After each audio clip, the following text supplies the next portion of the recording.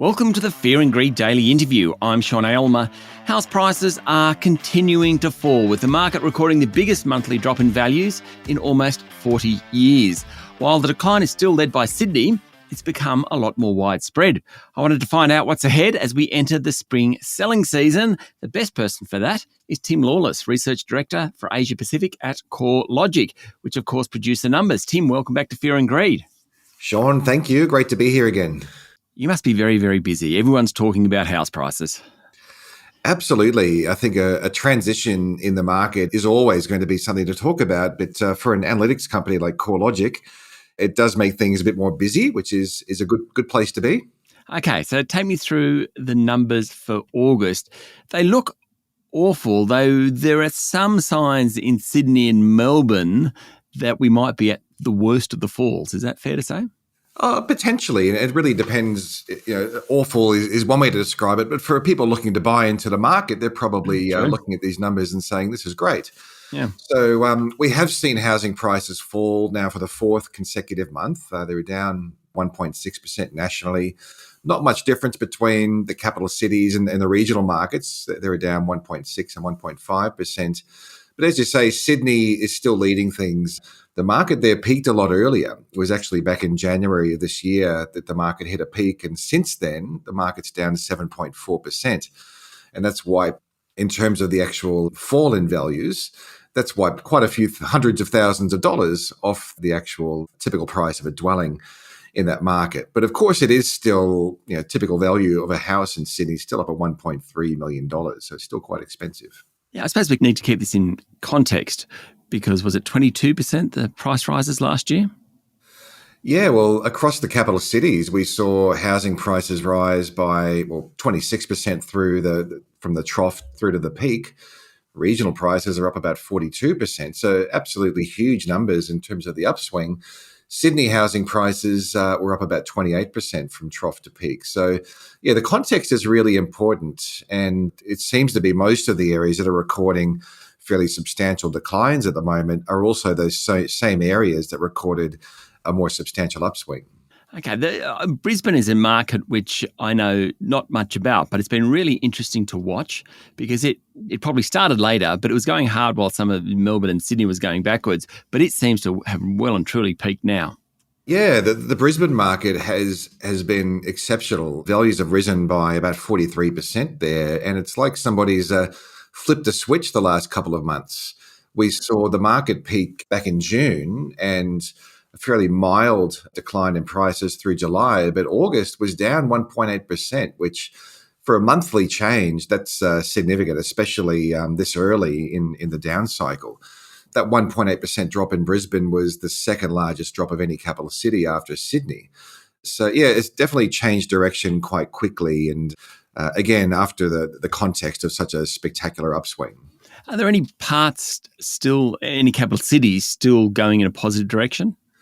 Well, we got Darwin is the only capital city where housing values are still rising. That they were up nearly 1% in a month. Wow. So quite a significant bucking of the trend there. But Darwin's an interesting market. It quite often is counter-cyclical in the sense that it doesn't tend to follow the broader capital city cycles. It's still an extraordinarily affordable market. And prices are actually still about 10% lower now than what they were all the way back in 2014 because it's been through such a long-running downturn prior to COVID.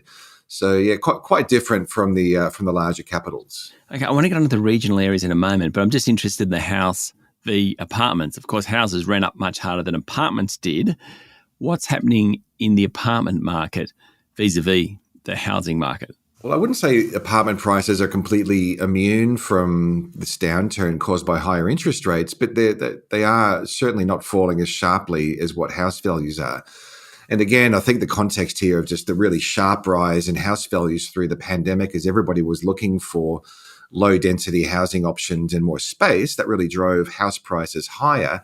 Through the growth cycle, house values are up about 30% across the capital cities, whereas unit values only increased by 13%.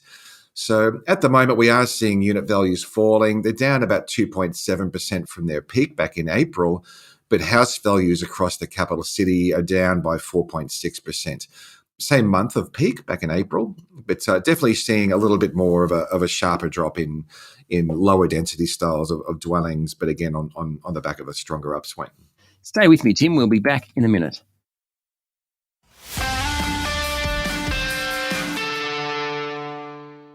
My guest this morning is Tim Lawless, a research director for Asia Pacific at CoreLogic. Okay, Tim Lawless from CoreLogic. The big question is, how far do we go? When do we start seeing prices stabilise? Yeah, that's such a hard question to answer. I think even at the best of times, it's hard to provide an accurate forecast when there's a bit more certainty around. But at the moment, uncertainty is just rife. So it really depends on what happens with interest rates. And even just look at the mainstream cash rate forecasts coming out of, say, the banking sector or financial markets. They range from, the low end of about 2.6% as a terminal cash rate up to looking at the financial markets. They recently just got back into the 4% range and just dropped down to sort of 3.8s.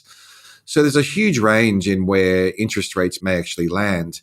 But I think for housing markets, as soon as we do start to see the cash rates stabilizing, that probably will flow through to some stabilization in housing prices. And we are seeing a few forecasts now that interest rates may even start to reduce through the second half of next year or late next year. And if that's the case, that could be the catalyst for a subtle growth phase to commence. So interest rates drive the market. Is it all interest rates, or are there other things like affordability in that play a major role? There's a heap of other things. I think at the moment, absolutely, interest rates are the primary influence. But even before interest rates started rising back in May, we were already seeing Sydney housing prices were falling. They peaked back in January. And that was very much due to things like affordability becoming much more challenging. Fixed rate mortgages were already rising. Sentiment had fallen. Inflation was already rising at more than 1% quarter on quarter. Back through previous either upswings or downswings, you can really clearly see that the catalysts have been very different from interest rates. So that the last downturn, for example, that ran between the middle of 2017 and the middle of 2019 was all about credit tightening through either macroprudential policies or the Royal Commission. And then after the GFC, it was more about the removal of fiscal support following all those incentives and financial support that was introduced as part of the global financial crisis. So yeah, there's always something different that's driving the market. But at the moment, I think it's fair to say that interest rates are the biggest. And we haven't really spoken about the regions. Some of the regions, well, you mentioned just how hard some of the regions ran. How are they performing? And generally, that's a very hard question because there are so many regions out there. Yeah, so we broadly look at the rest of state markets, and then I'll drill down into some of the more interesting areas. So if you look across, regional New South Wales, really good example, we saw housing values across that really broad region increased by 48% from the trough through to the peak. The peak was in May, so lining up with higher interest rates. Regional Victoria was up 35%, regional Queensland was up 43%. But we're seeing all of these markets now reducing in value. Not as quickly as, say, Sydney is. There seems to be a bit of a lag here.